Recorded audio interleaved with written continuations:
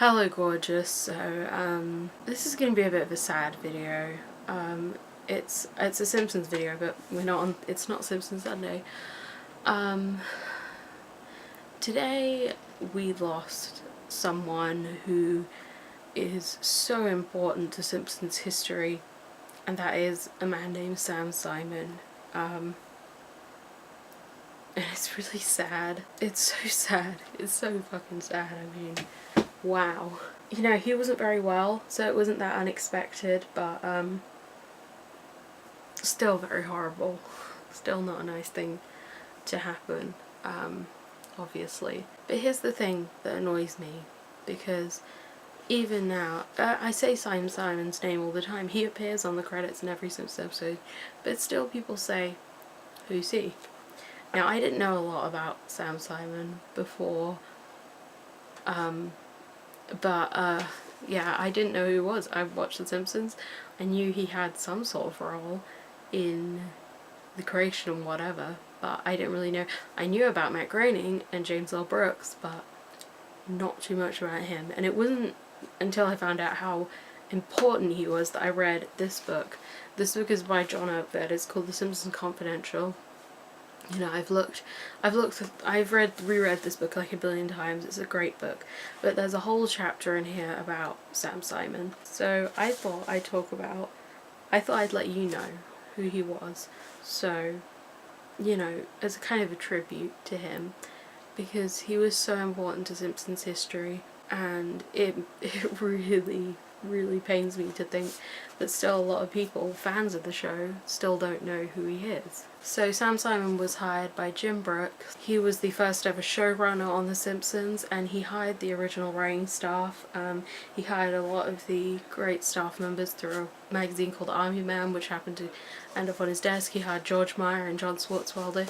And that original writing staff is, you know, obviously very responsible for the show's success. You know, I mean, he created a lot of the show's humor. He even drew a lot of the characters because he used to be an animator and he was good at drawing. But he left the show in about season 4 because he wasn't getting any credit for any of these things, and still doesn't.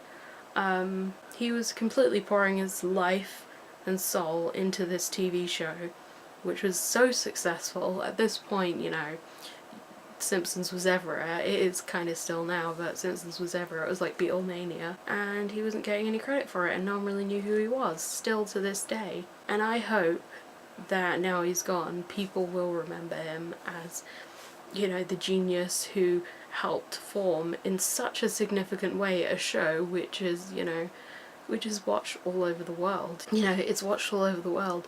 I mean, when, you know, me and my family are sitting down and eating food, we're watching The Simpsons. It's on every day. At the time when, you know, every member of the family is sat down in front of the TV, and we can all laugh at it and we can all enjoy it. And he is so responsible for that. This show would not be what it is without him. He was also, you know, he also worked on Cheers, which is another show I love. And then in his final days, I know I'm supposed to be talking about mainly Simpsons, but in his final days he was being really charitable. He actually helped a gay bull. There's a gay bull that lives near where I live, called Benji, who nearly got brought to slaughter, and because of Sam Simon, that bull is now alive and well. Which, it sounds like a silly little thing, but I think that's wonderful. Yeah, he was like someone who's really passionate about animal rights, as am I, a vegan, as am I. So that was nice. If you don't know much about him, find out, because you're probably a Simpsons fan. Most people are. Well, not most people, but, you know, gazillions of people are. It's probably the most successful TV show ever. So look him up, find out more. Don't let someone else hog all the credit for Simpsons, because he was such a huge part of it for a show that has ran for, you know, even though he wasn't there after season 4, there wouldn't be 25 seasons without him, you know. So yeah, just, if you don't know much about Sam Simon, please look into it. I've told you a little bit here. The chapter of this book, by the way, if you want to read this book, it's a good book. The chapter of this book is very very helpful. So I'm going to read you a couple of quotes from this book on Sam Simon. So here's the first one from Wally Wolodarski, a Simpsons writer. Sam was the person I was most involved with and learned the most from at that time. He was the person who sat in the room with us day after day. Sam opened our eyes to the possibilities of what an animated show could be, which is to say, we could go anywhere in the world, we could do anything, and that was incredibly liberating coming from live action, because you were obviously limited by so much.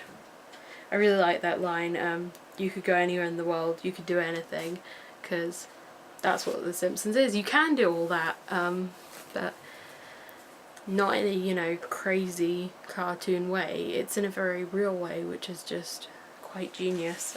Here's another quote from Brad Bird, who you may know, director of loads of Pixar films, but he also worked on The Simpsons as an executive consultant. I think the unsung hero has always been Sam.